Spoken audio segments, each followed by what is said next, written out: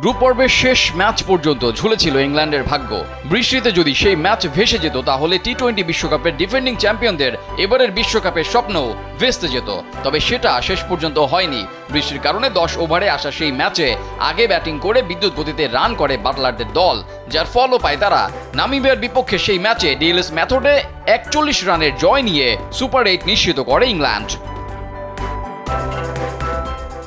Super 8-এ নিজেদের প্রথম ম্যাচে চ্যাম্পিয়নরা দেখালো খেল। এবারের আসরের অন্যতম ফেভারিট এবং স্বাগতিক দেশ ওয়েস্ট ইন্ডিজ শিরোপার দৌড়েও অনেকটা এগিয়ে। সেই ওয়েস্ট ইন্ডিজকেই হেসে খেলে উড়িয়ে দিল ফিল সল্টরা।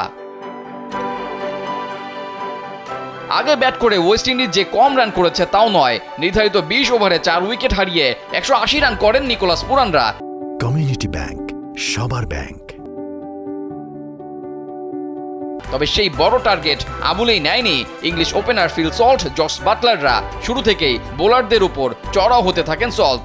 খেলেন 47 বলে 87 রানের এক অনবদ্য ইনিংস, 185 স্ট্রাইক রেটে, যেখানে ছিল 7টা 4 ও 5টা 6-এর মার। দলকে জেতানোর ম্যাচে দুর্দান্ত ব্যাটিংয়ের জন্য হয়েছেন প্লেয়ার অব দ্য ম্যাচ।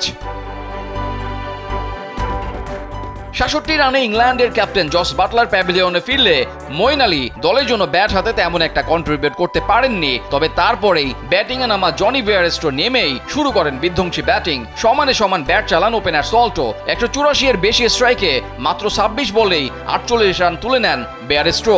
15 বল বাকি থাকতে জয়ের বন্দরে নোঙ্গর তোলে ইংল্যান্ড, তাও আবার হাতে ছিল 8টা উইকেট। সুপার 8-এ ওয়েস্ট ইন্ডিজের সাথে ইংল্যান্ডের এমন উড়ন্ত পারফরম্যান্স অবশ্যই তাদের জন্য পজিটিভ। এর মধ্য দিয়ে নিজেদের হারিয়ে ফেলা ইংল্যান্ড হয়তো স্বমহিমায়ও ফিরবেন। এমনকি শিরোপা যে নিজেদের ঘরেই রেখে দেওয়ার একটা আভাস, সেটাও হয়তো ক্রিকেট বিশ্বকে দিয়ে দিলেন জস বাটলাররা। প্রথম পর্ব শেষে দ্বিতীয় পর্বে এমনই একটা সূচনার অপেক্ষায় হয়তো ছিল ইংল্যান্ড, যেটা সুন্দরভাবেই করতে সক্ষম হলো বাটলাররা। সেই সাথে সুপার 8-এর মজাটাও পেতে শুরু করলো ক্রিকেট বিশ্ব। এই গ্রুপ থেকে কারা যাবেন সেমিফাইনালে, সেটাই এখন সময়ের দাবি।